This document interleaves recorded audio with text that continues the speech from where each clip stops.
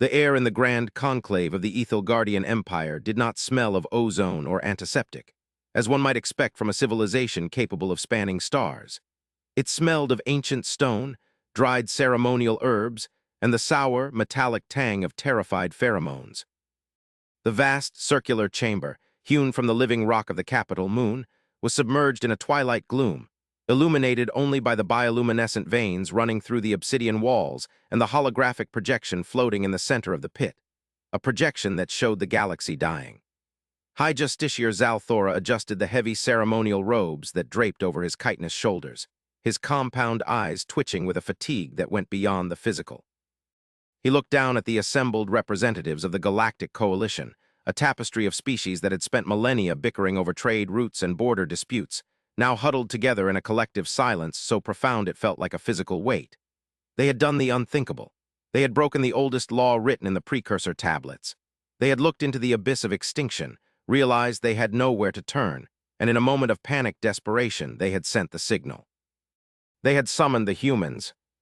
It had been 3 standard cycles since the hyperwave transmission was fired into the void, directed toward the cordoned-off sector of space known as the Sol Exclusion Zone. In that time, the silence from that sector had been absolute. No acknowledgement, no return signal, just the static of the cosmic background radiation and the growing, encroaching darkness of the Scourge. The Scourge, an enemy that did not negotiate, did not posture, and did not stop. They were a swarm of biological machines, stripping systems of their biomass and leaving dead, gray husks in their wake. The projection in the center of the room shifted, showing the loss of the Valeri system.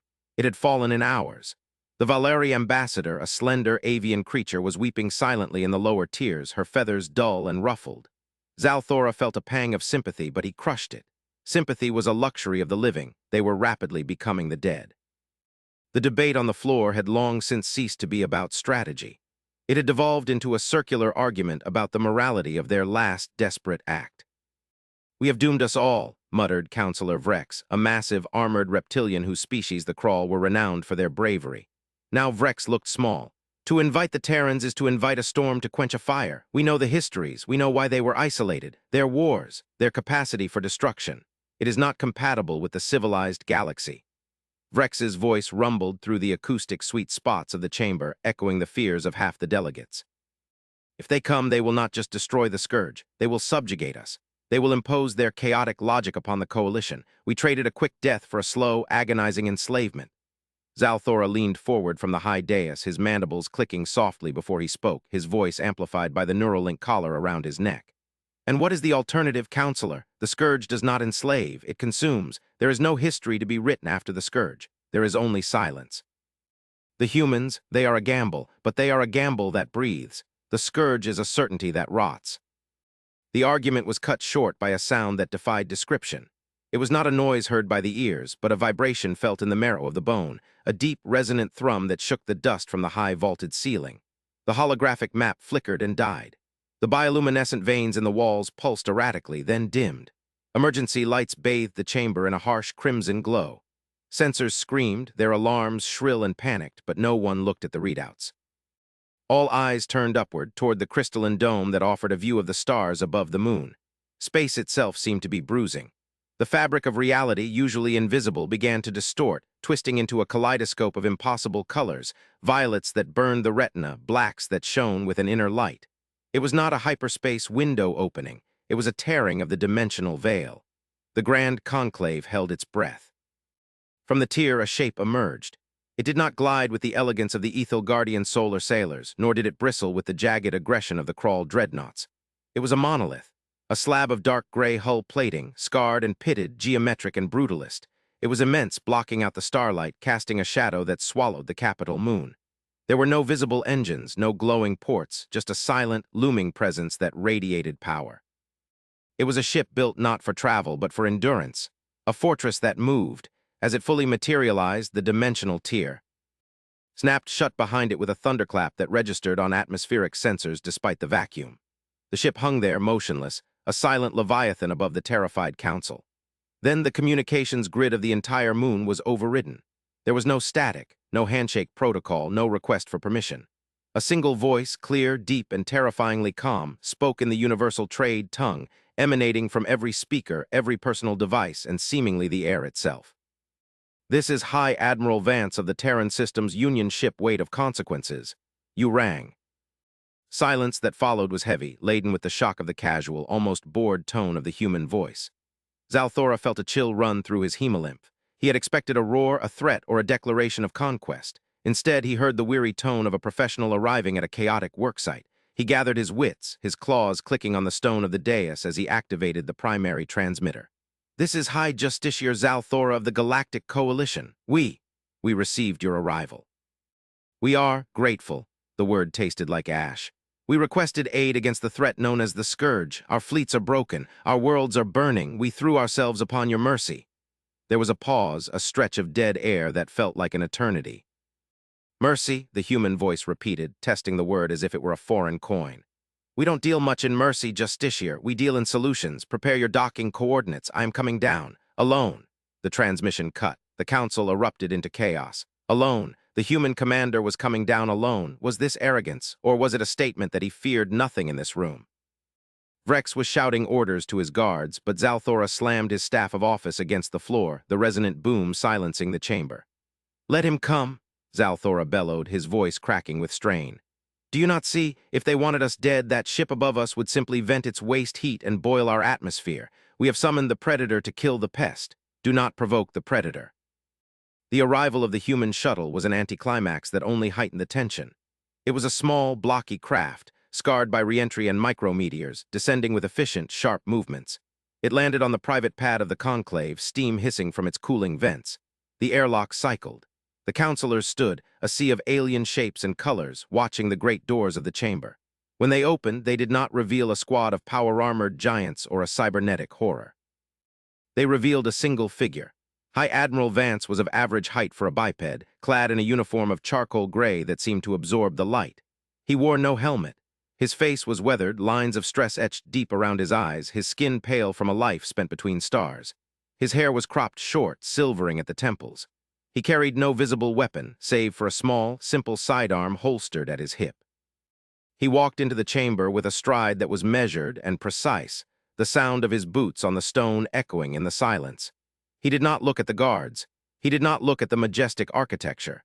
He looked only at the empty space in the center of the room where the tactical map should have been. Stopped at the base of the dais, looking up at Zalthora. The human's eyes were dark, unreadable, and ancient. "Your map is down," Vance said, his voice carrying without shouting. "I need to see the front lines." Zalthora gestured frantically to the technicians. "The power surge from your arrival. We are restoring it." The human nodded once, accepting the failure without comment. He tapped a device on his wrist, and suddenly the center of the room erupted in light. But this was not the Coalition's map. This was a Terran tactical display. It was sharper, faster, and far more detailed. It showed the Scourge not as red blobs, but as precise vectors, energy signatures, and consumption rates. It also showed the Coalition fleets, what was left of them. Tiny, scattered sparks against a wave of darkness. "We're losing faster than you think," Vance said, walking into the hologram, his hand passing through a representation of a burning star system. "The Scourge isn't just invading, it's hurting you. See here?" He pointed to a cluster of systems. "They are collapsing the hyperspace lanes, funneling your refugees into the Traxxas sector. Why?" The question hung in the air. Counselor Vrex stepped forward, his tail lashing. "To consume us all at once, to feast." Vance glanced at the massive reptile, unimpressed. "If they wanted to eat, they'd eat. This is a strategic corral. They are clearing the board, which means they aren't just hungry, they are afraid." The word hit the council like a physical blow. Afraid? The Scourge, the entity that had swallowed a dozen civilizations without pausing, afraid of. "What?" Zalthora asked, his voice trembling. Vance looked up, his expression grim. "That is not your concern right now. Your concern is that you have 3 standard days before the Scourge closes the net around this system. You called us because you have nowhere to turn. You want us to save you, but before I commit a single hull to this fight, I need to know one thing." He turned, his gaze sweeping across the thousands of delegates. "Are you prepared to do what is necessary, not what is honorable? Not what is safe, not what is politically expedient, what is necessary?" A hush fell over the room. The philosophical weight of the question pressed down on them. The Coalition was built on compromise, on high ideals of peace and coexistence. The humans were known for their absolute, terrifying pragmatism. "What do you define as necessary?" Zalthora asked cautiously. Vance's face hardened. The scourge relies on biomass to replicate. It feeds on life. To stop a fire, you don't just pour water on it. Sometimes you have to starve it. You have to burn a fire break. He pointed to a ring of inhabited systems on the map, systems teeming with billions of lives, currently directly in the path of the scourge's advance. We evacuate what we can. We destroy the rest. We deny them the fuel. We scorch the earth of 3 sectors to save the remaining 100. The outcry was immediate and deafening. Genocide, screamed the Valeri ambassador. Monstrosity, roared Vrex. We cannot destroy our own worlds. There are billions who cannot be moved in time. Zalthora watched the human. Vance did not flinch. He did not argue. He stood there, a statue of gray resolve amidst a sea of colorful, emotional aliens. He waited for the noise to die down. When it finally did, he spoke again, his voice lower, deadlier. Then you die, all of you, every single one. The scourge will consume those sectors anyway, and with that fuel, they will have the momentum to crush this moon and everything behind it. You called the humans because you knew deep down that you lacked the stomach to survive. You wanted us to be the monsters so you could keep your hands clean. Well, here I am. I am the monster. Now, do you want to live, or do you want to die with your moral superiority intact? Zalthora looked into the eyes of the human and saw the tragedy there. He realized then that the stories of human aggression were misunderstood. It wasn't that humans loved war. It was that they understood the calculus of survival better than any other species. They had survived their own self-destruction, their own filters. They had walked through the fire and come out charred but unbreakable. The justiciar felt the weight of his thousands of years of life. He looked at the map. He looked at the weeping ambassador. He looked at the encroaching darkness. We surrender command of the Coalition Defense Forces to High Admiral Vance, Zalthora said, his voice breaking. Do what you must. The shift in the chamber was palpable. The political squabbling evaporated, replaced by a cold, hard dread. Vance didn't gloat. He didn't smile. He simply tapped his wrist. Understood. Weight of consequences. Initiate protocol ashfall. Coordinate with local fleet comms. We begin in 1 hour. Act 2 began not with a bang, but with a logistical symphony of terrifying precision. The human fleet did not arrive all at once. They didn't need to. The weight of consequences acted as a central nervous system, linking the disparate, disorganized alien fleets into a coherent whole. Vance remained in the council chamber, which had been transformed into a war room. Human technicians, efficient and silent, had set up banks of equipment, interfacing with the alien technology with an ease that suggested they had been spying on the Coalition's tech for centuries. Zalthora stood by Vance's side, watching the orchestration. You do not use fear as a motivator for your troops, Zalthora observed, watching the calm, rapid-fire commands Vance issued to the Coalition captains. The Crawl use rage, the Valeri use duty, you use nothing. Vance didn't look up from the display. Rage blinds you. Duty can be broken by despair. We use competence, justiciar, we do the job. The plan was horrific in its logic. The Coalition fleets, previously scattered in a defensive shell, were ordered to retreat. They were pulling back, leaving the outer rim systems undefended. The civilian channels were filled with screams for help, pleas that were being ignored by the military hierarchy. Zalthora's hearts clenched with every distress signal he was forced to mute. They are calling to us, he whispered. We are leaving them to the dark. We are buying time, Vance said, his face a mask. Look at the scourge movement. He highlighted the enemy swarm. They are overextending, they smell blood, they are rushing into the vacuum we are creating, thinning their lines, abandoning their density to chase the fleeing biomass. They are greedy. The human strategy was a feint on a galactic scale. By sacrificing the outer rim, Vance was stretching the scourge into a long, thin tendril, drawing them into the Traxxas sector, a region of space known for its instability, filled with ion storms and gravimetric anomalies. The Coalition ships built with delicate sensors and shields usually avoided it. The scourge, relying on brute force, plowed straight in. Now, Vance said, the hammer.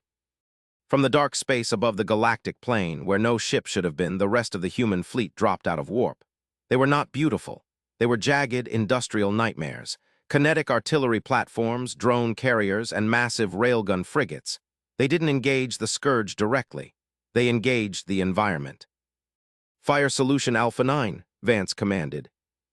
On the screen, thousands of human projectiles, simple tungsten rods accelerated to a fraction of light speed, slammed into the unstable asteroid fields and the dense nebulae of the Traxxas sector. They weren't targeting the enemy ships, they were targeting the hazards. The impacts created chain reactions. Asteroids shattered into shotgun sprays of shrapnel. Nebulae ignited as the kinetic energy superheated the gas. The entire sector turned into a grinder. The Scourge, caught in the middle of the environmental collapse, faltered. Their biological ships, adaptable to energy weapons, were shredded by the sheer physical violence of the debris. "They are confused," Vrex rumbled, staring at the screen in awe. "They cannot adapt to rocks and fire." "Biology adapts to patterns," Vance murmured. "Physics just is. We are hitting them with physics." But the Scourge was vast. Even as millions of their bioships were pulverized, millions more pushed through, clambering over the dead bodies of their kin to reach the Coalition lines. The central mass of the Scourge, a moon-sized hive-mind node, began to pulse with a sickly violet light. "They are focusing psionic energy," the Valari ambassador cried out, clutching her head. "I can hear them, they are screaming." "Shields," Zalthora yelled. "No," Vance said calmly. "Let them scream, engage the void drive." The weight of consequences, still hovering above the capital moon, began to change. The geometric plating shifted, opening like a puzzle box. From the center of the human ship, a sphere of absolute darkness emerged. It wasn't black, it was the absence of light. It was a captive singularity, harnessed by technology the Coalition couldn't even dream of. "You have a black hole on your ship," Zalthora gasped, backing away. "We found it," Vance said. "We tamed it, now we use it." The weight of consequences fired. It wasn't a beam, it was a distortion wave. The singularity projected a tunnel of intensified gravity, a lance of tidal force that shot across the system, bypassing the friendly fleets and striking the Scourge's central hive-mind node. The effect was visceral. The massive bioship didn't explode, it imploded. It was crushed into a sphere the size of an apple, then vanished, smeared out of existence. The psychic scream cut off instantly. The swarm, bereft of its central command, fell into chaos. The individual bioships began to attack each other, consuming their own kind in a frenzy of confusion. "Counterattack," Vance said, his voice flat. "All fleets, burn them." The Act 3 climax was a slaughter, but it was a slaughter of the aggressor. The Coalition fleets, emboldened by the sight of the enemy's confusion and the terrifying power of their human allies, surged forward. They poured fire into the writhing mass of the Scourge. It was not a battle anymore, it was an extermination. Zalthora watched the destruction, feeling a mix of triumph and horror. The humans had saved them, yes, but the cost, the method, the cold, calculating efficiency of it all. It was terrifying. As the last of the Scourge remnants were hunted down, the mood in the war room shifted from adrenaline to a heavy, contemplative silence. The immediate threat was gone. The galaxy was safe. But the counselors looked at Vance with new eyes. They looked at him not as a savior, but as a dangerous variable. Vance stood away from the console, rubbing his eyes. He looked exhausted. The aura of invincibility faded slightly, revealing a tired man carrying the weight of billions of deaths on his conscience. Zalthora approached him slowly. "It is done," the Justiciar said. You have done what we could not." Vance nodded, pouring himself a cup of water from a dispenser. His hand shook slightly. "For now, the Scourge is a biological algorithm. It will learn, it will come back, maybe in 1,000 years, maybe in 10. But you bought yourselves a future." "Why?" Vrex asked, stepping forward.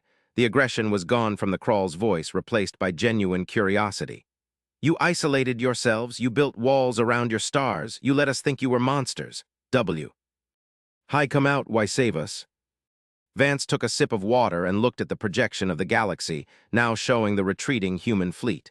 "You asked earlier what the Scourge was afraid of, why they were running." The room went still. "The Scourge isn't the invasion, Justiciar.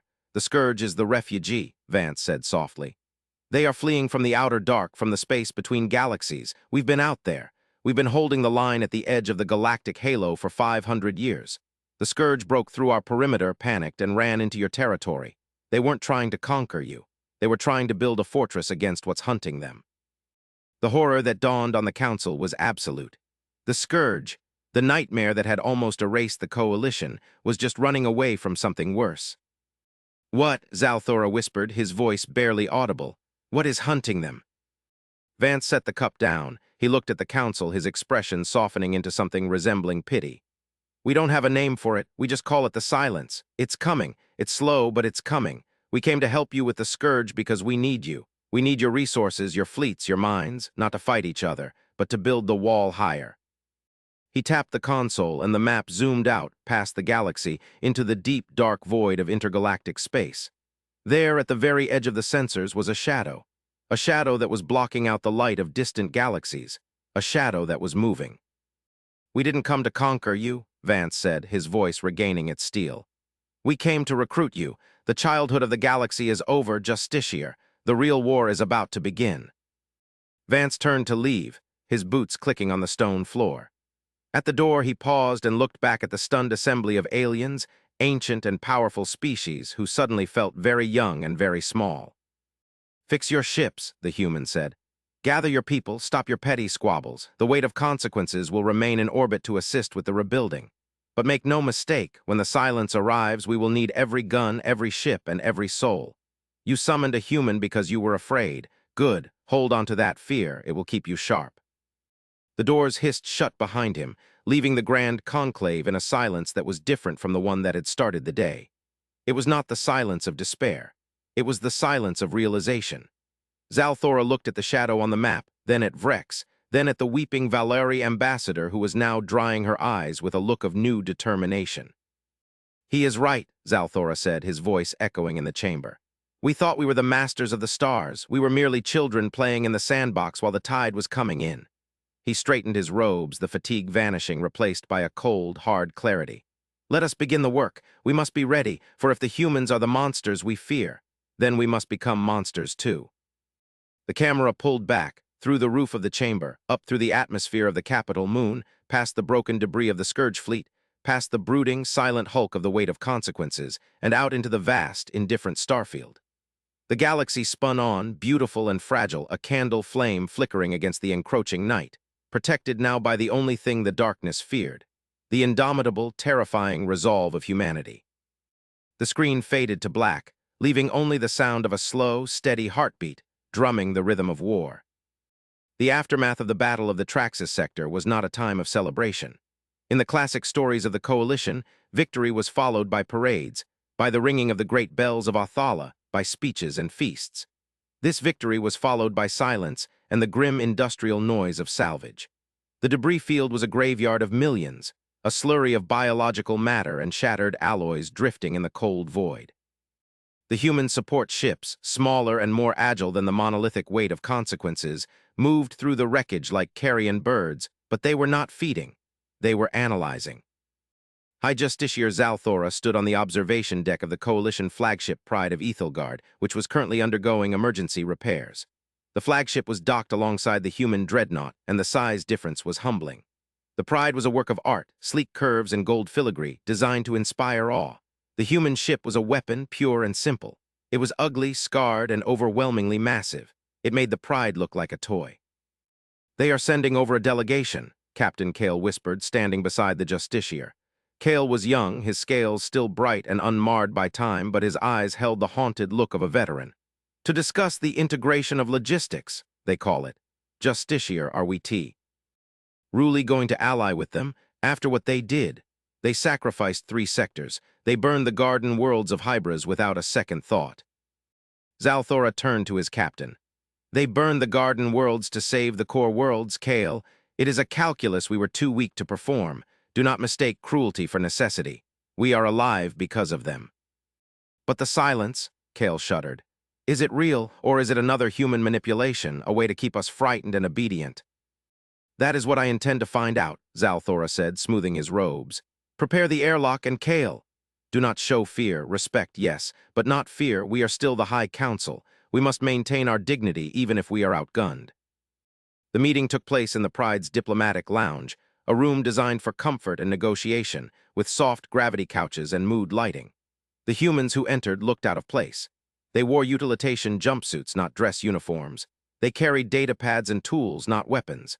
High Admiral Vance was not among them. Instead, the delegation was led by a woman with eyes the color of ice and a cybernetic interface bracing her left temple. "I am Commander Halloway, Chief of Logistics for the Wait," she said, her voice brisk. She didn't bow. She extended a hand, a human gesture that Zalthora had learned was one of greeting, not aggression. He took it. Her grip was firm, her skin warm and dry. "Welcome to the Pride, Commander," Zalthora said. "We are ready to discuss the relief efforts." "Relief is secondary," Holloway said, sitting down without waiting to be asked. She placed a heavy metallic device on the table.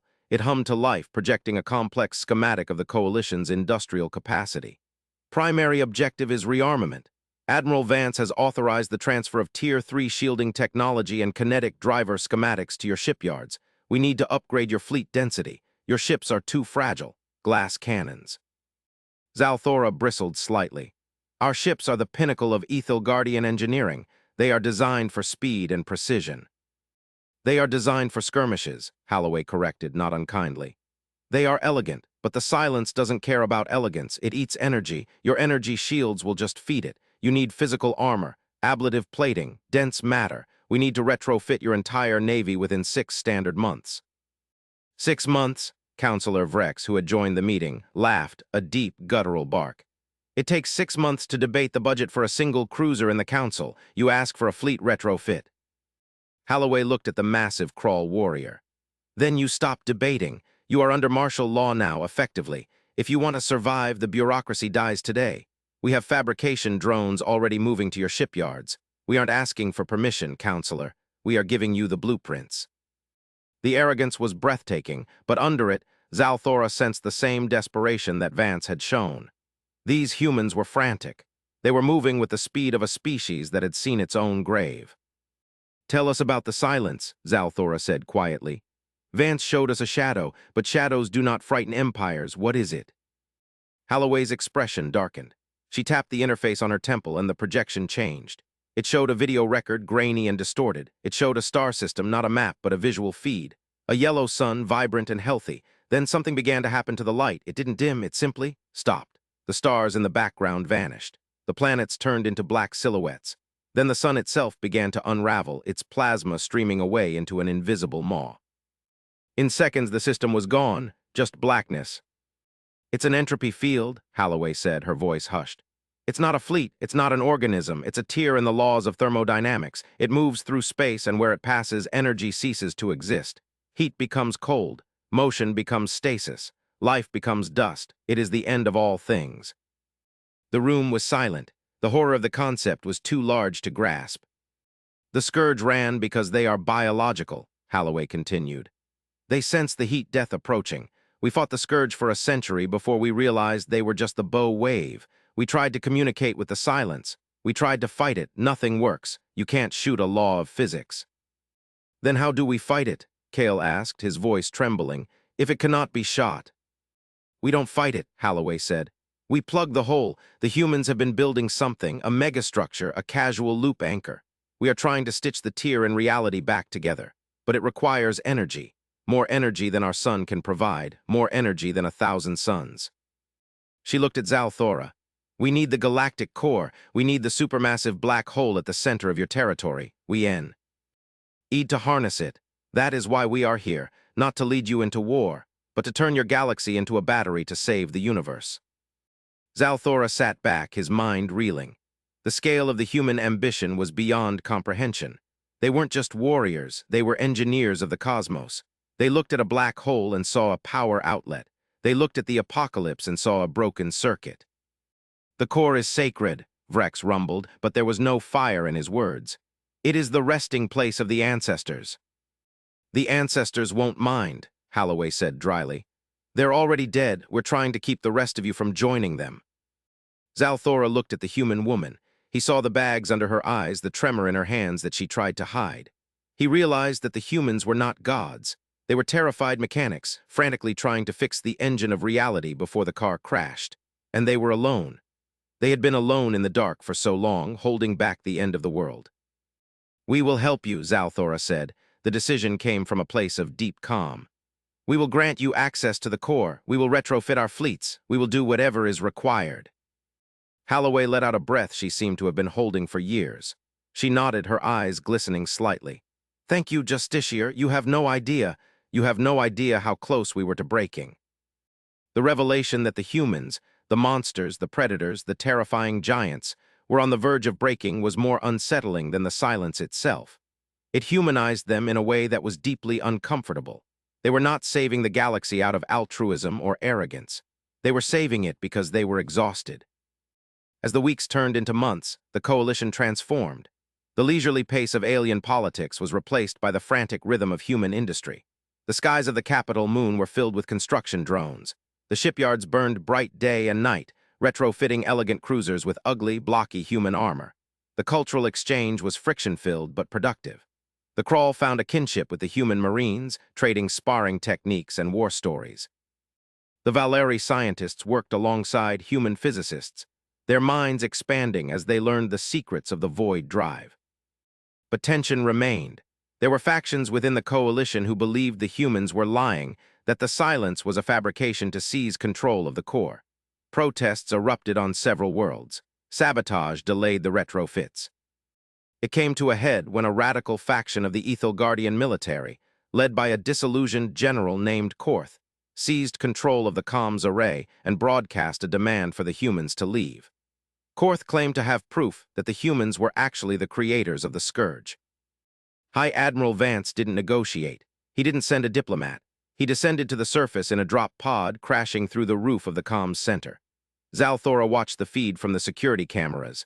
Vance walked out of the smoke, his sidearm drawn. Korth's soldiers, armed with plasma rifles, hesitated. They saw the human not as a man, but as the myth, the creature that commanded black holes. "You are wasting time," Vance said, his voice amplified by his suit.